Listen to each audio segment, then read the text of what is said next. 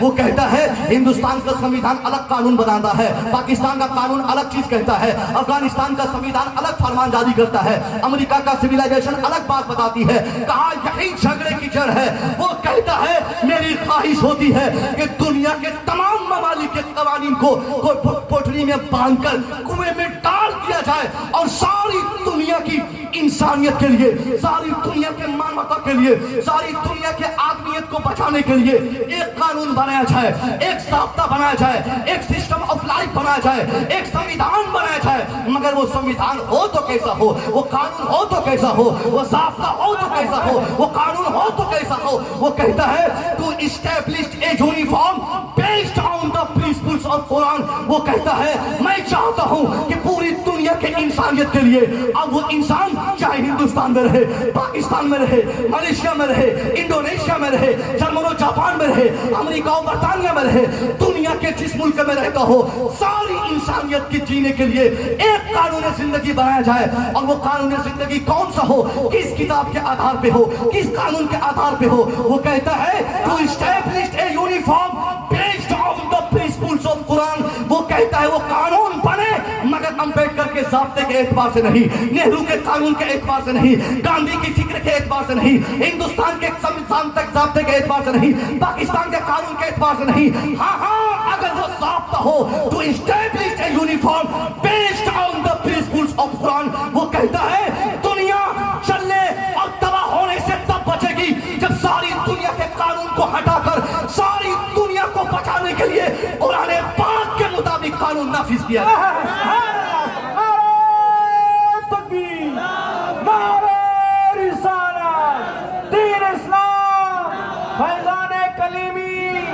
हजरत अल्लामा मौलाना मुफ्ती मंसूर रजा साहब, नारे तकबीर, नारे निशान। वाह, बहुत खूब। ये हमारे कमालुद्दीन साहब बहुत दिनों से दोस्ती से मिली है, फ़ोन पे, फेसबुक पे, व्हाट्सएप पे चैटिंग होती है। इन लोगों की फरमाइश हुई और हुजूर ने मेरी तरफ इशारा फरमाया, बड़ी करम नवाजी हुजूर की, कि हुजूर ने मुझे सिलेक्ट किया कि मेरे जलसे में मुसोबित को रहना चाहिए। मैं हमेशा इस एहसान कलीमी को कभी नहीं भूल पाऊंगा। कहते नहीं जब तक बीके न थे तो कोई। अगर आपको विश्वास नहीं है, आप अपने गूगल बाबा से पूछ लीजिएगा सुबह, अभी नहीं, सुबह पूछिएगा कि बाबा ये बताइए कि नेपोलियन ने कुरान के बारे में क्या कहा। बांग्ला आपको आती हो तो बांग्ला में, इंग्लिश आ हो तो इंग्लिश में, हिंदी हो तो हिंदी में, फौरन आपको गूगल नेपोलियन की इस फिक्र को, नेपोलियन के इस स्टेटमेंट को आपकी निगाहों के सरफेस में लाके खड़ा कर देगा। उसको झुठलाया नहीं जा सकता। मैं गढ़ के नहीं बोल रहा हूँ, ये पढ़े लिखे लोग हैं। तो नेपोलियन जैसा गैर मुस्लिम, इस्लाम का दुश्मन इस एहसास के साथ जी रहा है कि सारी दुनिया को जलने से सिर्फ कुरान का कानून बचाएगा। और हम कुरान पर ईमान लाने वाले, हम कुरान के आप क्या कह रहे हैं, मदरसा वाले क्या कह रहे हैं, खानका वाले क्या कह रहे हैं, हम इस एहसास से जीते हैं कि हमको किस रास्ते में लाभ है, किस तरीके से जीने में फायदा है। जो आदमी अपनी जिंदगी की तरक्की का सारा फायदा अपनी सोच के मुताबिक सेलेक्ट करता है, बिला शुबा उस आदमी के पास पैसे तो होता है मगर सच्ची खुशी नहीं होती है। और जो आदमी अपनी खुशी के लिए इस्लाम को तरजीह देता है कि नहीं मुझे कोई जरूरत नहीं है कि मेरी खुशी इसमें है, इस्लाम क्या कहता है मैं वो करूंगा, कुरान क्या कहता है मैं वो करूंगा। जो आदमी कुरान का कानून अपने घर में नाफिज करेगा उसकी बेटी कभी बेहया नहीं होगी।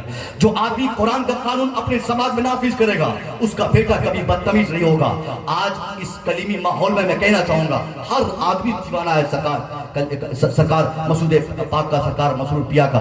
मगर मैं पूछना चाहूंगा वो सरकार मसूद पिया, वो सरकार मसरूफ पिया जिनकी खलवत भी मोहब्बत रसूलुल्लाह में गुजरती है, जिनके जलवत भी मोहब्बत रसूलुल्लाह में गुजरती है। मगर हम में से कितने हैं जो हजरत के नक्शे कदम पे चल गए हैं। सामने अगर हजरत के सामने अदब से हम खड़े हो गए तो होना भी चाहिए, क्योंकि औलाद रसूल के सामने अदब बजा लाना या उनके पीठ पीछे भी अदब बजा लाना हमारे ऊपर कंपल्सरी और जरूरी है, लाजिम है।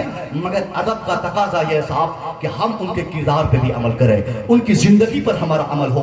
कल मैदान महशर में हमारा रब हम में से किसी को बुलाकर ये नहीं पूछेगा कि तुम कलीमी थे कि नहीं, रज़वी थे कि नहीं, अशरफी थे कि नहीं, कादरी थे कि नहीं। हाँ, अगर हमारा रब हम में से हर एक को पूछेगा तो ये जरूर पूछेगा कि तुम जिस खानका से जोड़े थे अपने आप को, जिस खानका से तेरी निस्बत थी, जिस खानका से तुम निस्बत दिखाते थे, उस खानका वालों के किरदार पे तुम्हारा कितना अमल था, मसरूर पिया की जिंदगी पर तुम्हारा कितना अमल था, मसरूर पिया की जिंदगी और किरदार पर तुम्हारा कितना अमल था। हमारी जिंदगी को खुनाला जाए तो हमारी जिंदगी में कहीं भी ऐसा नहीं होगा कि हमारे पीर साहब की जिंदगी पर पूरा अमल करते हो। नहीं साहब, ये हमारी कामयाबी की दलील नहीं। हम अगर अपने पीर साहब को कभी देखे ना देखे, एक बार पूरी हो जाए और जिंदगी भर उनके किरदार पे हम अमल करते रहे, तो 50 बार देखने से बेहतर है कि पीर के किरदार पे अमल किया जाए। सुभान अल्लाह, बहुत खूब। पीर साहब को देखने से बेहतर है उनकी जिंदगी पे अमल किया जाए कि उनकी जिंदगी कैसे गुजरती है, वो कैसे नमाज पढ़ते हैं, वो कैसे खलवत में इबादत करते हैं, वो कैसे अल्लाह अल्लाह करते हैं, उन्होंने कैसे अपने बाल बच्चों की परवरिश की है, उनके पीछे क्यों जमाना भागता है, वो जब कमरे से बाहर आते हैं तो लाखों की तादाद में लोग पीछे हो जाते हैं। आखिर ये मकबूलियत, ये शोहरत और ये बरतरी उनको कैसे मिल गई, ये राज जानने की कोशिश करे, ये क्लू जानने की कोशिश करे कि ताकि हमको भी अल्लाह ऐसी जिंदगी अता फरमाए जहां हम पैसे की बुनियाद पर ये अपनी तरक्की ना सोचे, हम इस्लाम की बुनियाद पर अपनी तरक्की सोचे। इस्लाम क्या कहता है, इस्लाम क्या बताता है, इस्लाम किस तरह जिंदगी जीने का रास्ता हमारे लिए हमवार किया है। जो मुसलमान अपनी जिंदगी जीने का रास्ता सिर्फ इस्लाम से मांगता है, वो आदमी झोपड़पट्टी में भी रहता है तो सच्ची खुशी अल्लाह अता फरमाता है। सुभान अल्लाह। और जो आदमी सिर्फ पैसे की बुनियाद पर खुशी चाहता है, सिर्फ दौलत की बुनियाद पर खुशी चाहता है, सिर्फ गाड़ी, माल, दुकान, खेत खलियान और प्रॉपर्टी के आधार पे वो अपनी खुशी चाहता है, आप समझ लीजिए उसको वो चीज मिल जाएगी मगर सच्ची खुशी नहीं मिलेगी।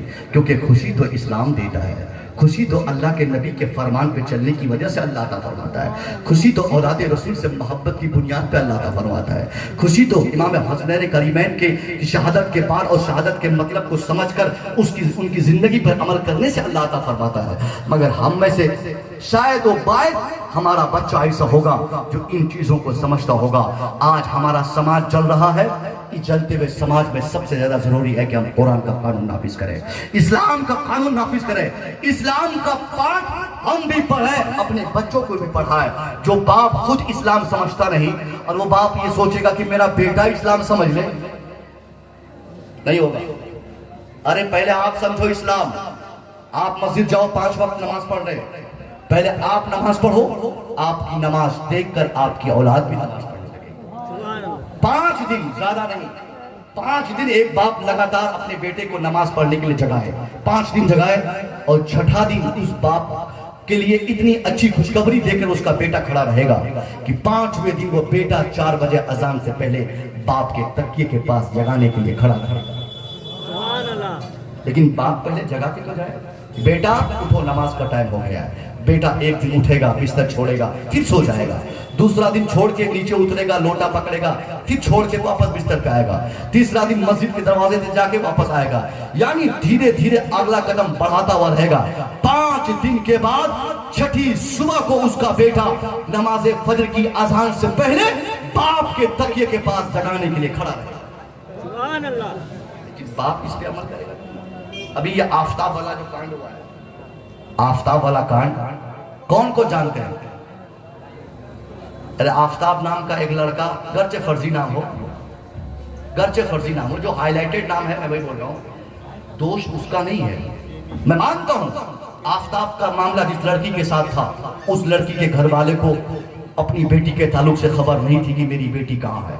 मगर आफ्ताब का बाप कितना बड़ा जिम्मेदार था, उसके बाप को तो ये सोचना चाहिए मेरा बेटा कहां है। जो बाप अपने बेटे को तमीज नहीं सिखा सकता, जो बाप अपने बेटे की तरबियत नहीं दे सकता, वो बाप जान जाए कि मेरा बेटा आने वाले वक्त में आफ्ताब का भी बाप बनेगा। इससे पहले कि हमारा बेटा दुनिया के सामने जलील ख्वार हो जाए, हम अपने बेटे की ऐसी तरबियत करें कि हमारा बेटा डॉक्टर, इंजीनियर, IAS, IPS बने ना बने, एक अच्छा इंसान जरूर बन जाए। और जहां बाप खुद उसको फुर्सत नहीं, बाप को खुद टाइम नहीं, बाप खुद कभी चाहता नहीं कि मेरा बेटा अच्छा बने, तो उसका बेटा जालिम बनेगा, उसका बेटा जल्लाद बनेगा, और उसका बेटा, उसके बेटे की जुर्रत इतनी बढ़ जाएगी वो अपने बाप को पीटने तक तैयार रहेगा, और पीटता ही है। बहुत सारे बाप की शिकायत है कि हजरत मेरा बेटा मुझे पैसा नहीं देता, मेरा बेटा कमा के नहीं खिलाता, मेरा बेटा बुढ़ापे में मेरा सहारा नहीं बनता, बिला शुबा वो लड़का नादान है, गलती कर रहा है। मगर मैं उस बाप से पूछूंगा कि अब्बा हुजूर, आपने तरबियत के टाइम पे आपने कितना टाइम अपने बेटे को दिया था? जब अपने बेटे को, बच्चे को की तरबियत करनी थी, क्या आपके पास वक्त था? आप तो ताश खेल रहे थे, आप जुए के अड्डे में थे, आप ताड़ी पी के कहीं घोलटे हुए थे, आप शराब पी के कहीं घूम रहे थे। तो जब तरबियत दिलानी रहती है उस वक्त बाप को इसकी फिक्र नहीं रहती, और बाप अभी रोना रोता है कि मेरा बेटा मुझे नहीं मानता। सबसे बड़ा काम है तरबियत दिलाना। आलिम, हाफिज, कारी, IAS, IPS, DM, कलेक्टर और डॉक्टर, इंजीनियर, ये सारी चीजें अलग चीज है। हर बाप चाहता है मेरा बेटा पढ़ ले। इस समाज में शायद कोई होगा जो सोचता होगा कि मेरा बेटा नहीं पढ़े। पियक्कड़ आदमी भी चाहता है कि मेरा बेटा पढ़ ले। हमने देखा कि नशे में बोलता है, अपने बेटे को पूछता है, अरे आज स्कूल पढ़ने गया था तू? यानी नशे की हालत में भी अपने बेटे को पूछता है कि वो पढ़ने गया था कि नहीं गया था। आज इस जमाने में आदमी अपनी कमाई का 80% अपने बच्चों की तालीम पे खर्च करता है। बहुत अच्छा संदेश है समाज के लिए, मगर सिर्फ तालीम पे खर्च करने से कुछ नहीं होने वाला है। सिर्फ तालीम पे खर्च करने से कुछ नहीं होने वाला है। हर बाप सोचता है कि मेरा बेटा IAS बन जाए, IPS बन जाए, डॉक्टर बन जाए, इंजीनियर बन जाए, हेडमास्टर बन जाए, प्रोफेसर बन जाए। हाँ, जो बनाना हो अपने बेटे को अब बनाइए। मगर मैं चैलेंज देकर कहता हूं, जो बाप सिर्फ अपने बेटे को IAS, IPS, डॉक्टर, इंजीनियर बनाना चाहेगा, वक्त के तकाजे में उसका बेटा डॉक्टर बन जाएगा मगर शैतान डॉक्टर बनेगा, इंजीनियर बनेगा मगर बेईमान इंजीनियर बनेगा, आलिम भी बनेगा मगर इनकम्प्लीट आलिम बनेगा। तब क्या करना होगा? एक बाप के लिए जरूरी ये नहीं कि वो अपने बेटे को सबसे पहले IAS बनाना चाहे, सबसे पहले डॉक्टर बनाना चाहे। अपने बाप के लिए, अपने बेटे के लिए जरूरी है वो अपने बेटे को कुछ बनाए ना बनाए, अपने बेटे को अच्छा इंसान बनाना सोचे। जब तक अपने बेटे की अच्छी तरबियत नहीं देगा, अपने बेटे को सच्चा बनाना नहीं चाहेगा, क्योंकि बेटा किसी का हो, इंजीनियर बनेगा 20 साल के बाद, डॉक्टर बनेगा 30 साल के बाद, IAS बनेगा 25 साल के बाद, IPS बनेगा 20-25 साल के बाद, मगर अच्छा और सच्चा बनेगा बचपने से। इसलिए बाप की जिम्मेदारी सिर्फ ये नहीं वो अपने बेटे की तालीम के लिए मकान बेच दे, बच्चे की तालीम के लिए अपनी दुकान बेच दे, बच्चे को इंजीनियर बनाने के लिए 50 लाख रुपया खर्च कर दे, बल्कि बाप की जिम्मेदारी यह है कि वो अपने बेटे को इंसान बनाने के लिए बचपन से ही उसके पीछे दिमाग लगा दे। बचपन से बच्चे के पीछे दिमाग लगा के देखे कि उसका बेटा कब उठता है, कब जागता है, कहां जाता है, कहां से आता है, क्या खाता है, क्या बोलता है, किसके साथ बैठता है। यानी बच्चों की जिस बाप ने तमाम एक्टिविटीज पे निगाह डाल दी हो, उसका बेटा आने वाले जमाने में डॉक्टर बने न बने, इंजीनियर बने न बने, IAS बने न बने, IPS बने न बने, बाप की तरबियत की बुनियाद पर उसका बेटा अगर झोपड़पट्टी में गुर्बत की ही जिंदगी गुजारेगा तो क्या हुआ? अल्लाह उस गरीब बाप के गरीब बेटे को झोपड़पट्टी में ही आलिमी इज्जत अता फरमाए। नारे तकबीर, नारे रिसालत, फैलाने कलीमी, नारे तकबीर। बात समझ गए? कितने लोगों को बात समझ में आ रही है? अरे हाथ तो उठाइए भाई।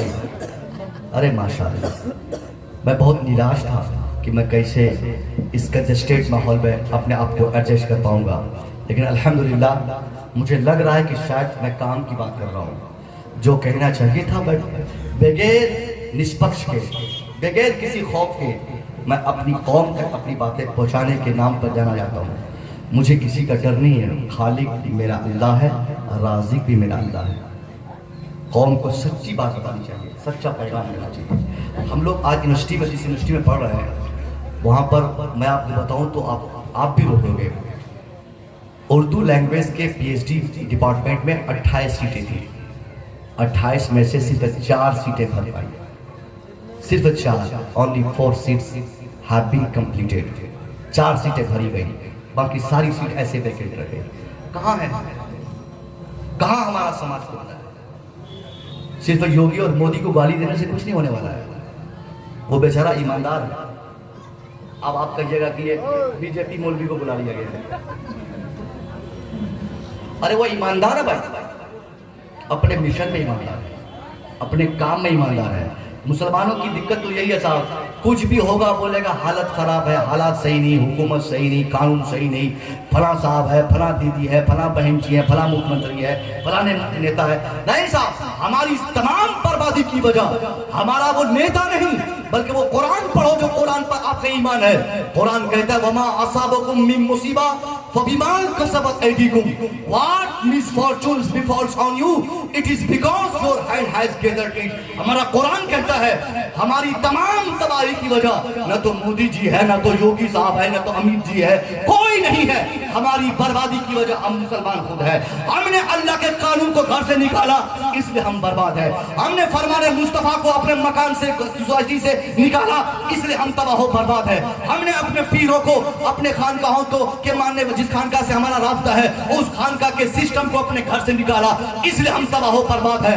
ये हमारी तबाही की वजह है। मोदी हमारी तबाही की वजह नहीं, वो तो ईमानदार है अपने काम में, वो ईमानदार है अपने मिशन में, इसलिए वो ईमानदार है। क्योंकि जब इलेक्शन नहीं हुआ था बड़े बड़े मंच से उसने अपने मानने वालों को कहा था कि हमको मुख्यमंत्री बनाओ, हमको सीएम बनाओ, हमको पीएम बनाओ, हमको होम मिनिस्टर बनाओ। हम अगर जीत कर कुर्सी पा लेंगे इन मुल्लों को खिदेड़ेंगे, इन ईमान लाने वालों को भगाने का कोई रास्ता निकालेंगे। उनके मानने वालों ने उनको वोट देकर किसी को मुख्यमंत्री बनाया, किसी को होम मिनिस्टर बनाया, किसी को पीएम बनाया, किसी को सीएम बनाया। वो लोग कुर्सी पा गए, इसलिए वो लोग जो वादा किए थे अपने लोगों से वो अपने वादा किए काम में वो वफा निभा रहे हैं, वफाई कर रहे हैं, ईमानदारी कर रहे हैं। इसलिए मैं कहता हूँ योगी ईमानदार है अपने मिशन में, मोदी ईमानदार है अपने तहरीक में, योगी अमित शाह ईमानदार है अपने काम में। हम बेईमान ठहरे, हम बेवफा ठहरे। हम में से हर एक आदमी ने जब कलमा पढ़ा था अपने मजहब से उसी वक्त वादा किया था।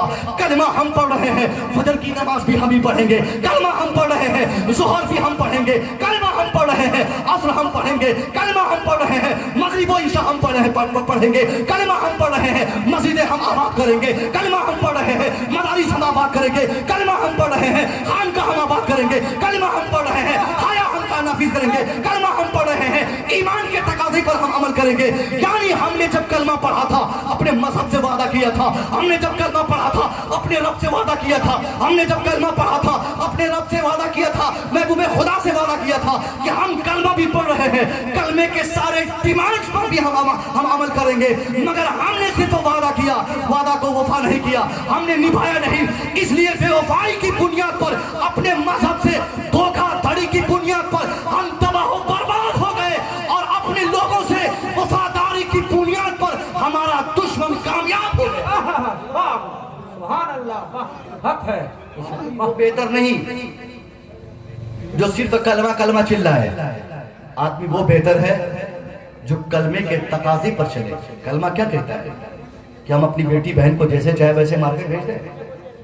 कलमा क्या कहता है? आज तो शर्म आती साहब, आप तो जिस कलकत्ता से आपका ताल्लुक है, जिसका ये बंगाल से कलकत्ता आप जाके देखते ही होंगे, शर्म आती है कहने को कि मुसलमान की बच्ची है। 4 दिन पहले की बात बता रहा हूँ, आगरा से मुजफ्फरपुर की ट्रेन पे बैठा था, मेरे सामने वाली सीट पर आरएसी सीट थी, उस पर एक ही सीट पर एक कपल बैठे थे और ऐसा मशकूक और कंफ्यूजन मैंने पढ़ा कि आखिर ये लड़का लड़की है कौन, क्योंकि लड़के के हाथ में कड़ा बंधा था, लड़की नकाब पोश थी। मेरी जुस्तजू पड़ गई, मैंने पूछा उनसे कि बाबू तुम तो मुसलमान नहीं लगते, या अगर तुम मुसलमान हो तो कड़ा क्यों पहने हो हाथ में, और ये छापा क्यों मारा तुमने? उसने कहा मौलवी साहब आपकी शक सही है, आपका शक सही है, मैं मुसलमान नहीं, मैं हिंदू हूँ, ये मेरी वाइफ है निकाब जो पहनी हुई है और ये मुसलमान है। आज से 6 महीना पहले कटिहार के बारसोई इलाके से मैं किसी मुसलमान के घर से इसको लेके भागा था और 6 महीने हो गए मैं दिल्ली में रहता था, मैंने कोर्ट मैरिज कर ली, शादी के सारे डॉक्यूमेंट्स कंप्लीट हो गए, इसलिए मैं अब घर वापस जा रहा हूँ। कितनी अफसोस है, एक मुसलमान की बेटी, साहिब ईमान की बेटी गैर मुस्लिम के कब्जे में चली गई और हम सिर्फ अपनी आस्तीन संभाल के आस्तीन चढ़ा के बोलते कि हम मुसलमान हैं। अरे गैरत मर गई हमारी गैरत, कब काम आएगी हमारी 50 तारीख है, कब काम आएगी हमारी ताकत है? मस्जिद की कमेटी अलग, खानका की कमेटी अलग, मदरसे की कमेटी अलग। आखिर किस कमेटी की जिम्मेदारी है कि वो अपने माशरे के हर एक बच्ची की जिंदगी और उसके ईमान की सुरक्षा का गारंटर बन जाए? कौन जिम्मेदारी संभालेगा? एक बच्ची भी ईमान वाले की अगर भागती है अपने समाज और घर से, तो सिर्फ उस घर वाले की जिम्मेदारी नहीं है, सिर्फ वो उसके घर वाले आंसू न बहाएं, बल्कि उस बच्ची का ताल्लुक जिस समाज, जिस सोसाइटी, जिस मुआशरे से है, पूरे मुआशरे के लिए रोने की बात है। अब अगर उस माहौल, उस गांव के लोग अगर बदले में 50 करोड़ की मस्जिद बना ले, 40 करोड़ की ईदगाह बना ले, 100 करोड़ का अगर मदरसा बना ले, फिर भी जो बेइज्जती एक बच्ची के भागने से हुई है, वो 50 करोड़ की मस्जिद बनाने के बाद भी वो इज्जत वापस नहीं आएगी। क्योंकि ईमान इतनी बड़ी कीमती चीज है साहब। पूरी दुनिया की दौलत एक तरफ और ईमान की दौलत एक तरफ है, मगर हमारी बेटियां डेली बाय डेली, अभी आज शाम पढ़ा, एग्जाम दिलाने ले गया झारखंड में, किसी फ्रेंड को भेजा, जाओ मेरी बीवी को एग्जाम दिलाओ, उधर से उसकी बीवी दूसरे गैर मुस्लिम के साथ फरार हो गई। पढ़ा होगा आप में से बहुत सारे लोगों ने। आखिर इस पर कंट्रोल कब करेंगे हम? अगर आपके पास ईमान है तो सिर्फ आपकी जिम्मेदारी ये नहीं कि बिरयानी खाए, मुर्गा खाए, पुलाव खाए, सो गए, जुम्मा के दिन नमाज पढ़ लिए, ईद के दिन नया कपड़ा सिला लिए। नहीं साहब, नहीं, ऐसे चलने वाला नहीं काम। आपकी जिम्मेदारी है आपकी। आप ऐसी जिंदगी गुजारिए और अपने समाज की ऐसी इस्लाह कीजिए कि आपके समाज की गरीब की बच्ची, जिसके बाप के पास 8 आना पैसा भी पॉकेट में नहीं हो तो क्या हुआ, उसकी बच्ची के दिल में भी इसका एहसास हो कि मेरे घर में फूटी कौड़ी नहीं तो क्या हुआ, मेरे सीने में करोड़ों के ईमान की दौलत हो। कौन हमारी बच्ची को इसका एहसास दिलाएगा? कौन दिलाएगा? ये मस्जिद के इमाम साहब की जिम्मेदारी नहीं है, स्टेज के खतीब की रिस्पॉन्सिबिलिटी नहीं है, हमारे हुजूर पीर साहब की जिम्मेदारी नहीं है। हुजूर पीर साहब किबला इसलिए तशरीफ लाया करते हैं ताकि उनकी आमद से पूरा माहौल शादाब हो जाए, फैज़याब हो जाए हम सब लोग। मगर 24 घंटे हम जिस माहौल और मुआशरे में रहते हैं, हमारी ना जिम्मेदारी है कि हमारी बच्ची कहाँ रहती है, किसके साथ बैठती है, किसके साथ उठती है, कहाँ जाती है, क्यों फ्रेंड से बात करती है, क्यों उनके हाथ में हमने मोबाइल पकड़ाया है। इसलिए इस अज़ीमुश्शान जलसे का आखिरी पैगाम, आखिरी मैसेज मुसव्विर रजा मिसबाही का आपके लिए है कि आपका समाज सेहतमंद और कामयाब समाज तब बनेगा जब आपके समाज की हर बच्ची, चाहे गरीब की हो या अमीर की हो, काले की हो या गोरे की हो, हर एक की बच्ची अपने समाज की इज्जत और प्रतिष्ठा को महफूज करके अपने घर में जीता रहे। अगर आपने बेहयाई की है, आप अगर इसकी इस्लाह नहीं करेंगे तो आने वाले जमाने में आज किसी और की बेटी भागी है, कल आपकी बेटी भागेगी। आज दूसरे की बच्ची भागती है तो हम लोग किस तरह बोलते हैं? फलाने की बेटी भाग गई।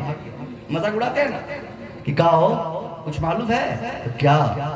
अरे अकराम की बेटी भाग गई, सादिक की बेटी फरार हो गई, जैद की बेटी भाग गई, और हम हंसते हैं, भले भाग गई, बहुत फख्र था उसको। मगर इंतजार कीजिए आप भी।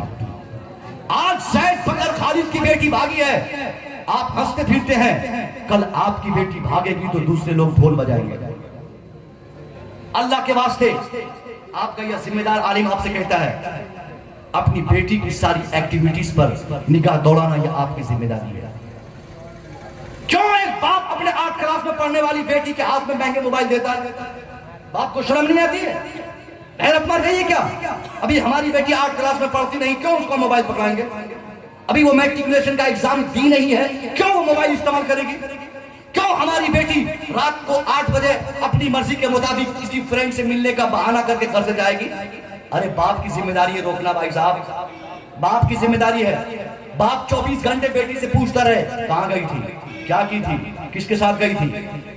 बाप 2-4 दिन ऐसी प्रैक्टिस करे ना, वो बेटी अपने जितने फ्रेंड रखी होगी ना, सबको मैसेज कर देगी कि बाबू मैं नहीं जाऊंगी। अब्बा बार बार पूछ रहे हैं, या बाप तो खुद ही छूट दिया हुआ है। कौन लाके देता है टी शर्ट खरीद के बेटी को? जींस कौन लाके देता है बेटी को? मोदी जी लाके देते हैं क्या? कोई ऑफर है क्या योगी का कि मुसलमानों की बच्चियां टी शर्ट पहन लो, जींस पहन लो? ये तो आपकी बेटी कर रही है ना, ये तो हमारे बेटे कर रहे हैं, तो इसकी जिम्मेदारी हमारी है। समझ गए? इसलिए अपनी बच्चियों को एक ऐसा नफीस और सुथरा कपड़ा दीजिए और एक ऐसी अच्छी सोसाइटी दीजिए जहां आपकी बच्ची किसी का मोहताज न रहे, और आपकी बच्ची को देखकर फिर वापस गैरों की बच्चियां कहने लगे, काश मैं भी मुसलमान की बेटी होती तो मेरे बदन में भी इसी तरह हिजाब होता, मैं भी मुसलमान की बेटी होती तो मेरे समाज के लोग भी मेरी इज्जत ऐसे ही करते, मैं भी मुसलमान की बेटी होती तो मेरे मुआशरे के लोग भी ऐसी ही इज्जत की निगाहों से देखते। इसलिए हमारी जिम्मेदारी है, बच्ची जिसकी भी हो उनको इज्जत की निगाहों से देखें। हम दूसरों की बच्चियों को अच्छी निगाह से देखेंगे, दूसरों की बहनों की इज्जत करेंगे, दूसरों की बेटियों की इज्जत करेंगे। अल्लाह हमारी बेटियों की इज्जत की मुहाफजत पर्दे से फरमाएगा। और अगर हम दूसरों की बच्चों को देख के सीटियां बजाएंगे, दूसरों की बहनों को परेशान करेंगे, तो याद रखा जाए हमारी बच्ची हमारी बहन को भी परेशान करने के लिए कोई खड़ा रहेगा। तौबा कीजिए आप लोग, सारे लोगों से मैं मुतालबा करूंगा, अगर आपके दिल में सरकार मसूद मिल्लत की मोहब्बत और सरकार मसूद पिया का एहतराम आपके दिल में है, मजहब इस्लाम के आप मानने वाले हैं, सुन्नी हनफी कलीमी आप हैं, सच्चे कलीमी हैं, तो इस पूरे मुआशरे के तमाम लोगों से मैं दरख्वास्त करूंगा, खड़े होकर मेरे बात की तारीफ करें कि हुजूर आपने जो कहा है सच कहा है। आज के बाद मेरी बेटी डिसाइड नहीं करेगी कि वो कौन सा कपड़ा पहनेगी, मेरी बीवी तय नहीं करेगी कि वो क्या पहनेगी, मैं तय करूंगा कि मेरी बेटी मेरी बीवी क्या पहनेगी। खड़े होकर मेरी बात की तारीफ कीजिए, खड़े होकर तारीफ कीजिए मेरी बात की, बोलिए इंशाअल्लाह आपकी बेटी आपके हिसाब से कपड़ा पहनेगी, आपकी बच्चियां आपके एतबार से कहीं जाएगी। माशाअल्लाह, बैठिए बैठिए। 100% नारे तकबीर, नारे रिसालत, नारे हैदरी, हजरत अल्लामा मौलाना बशीरुल हसन साहब किबला, नारे तकबीर। किसके लिए?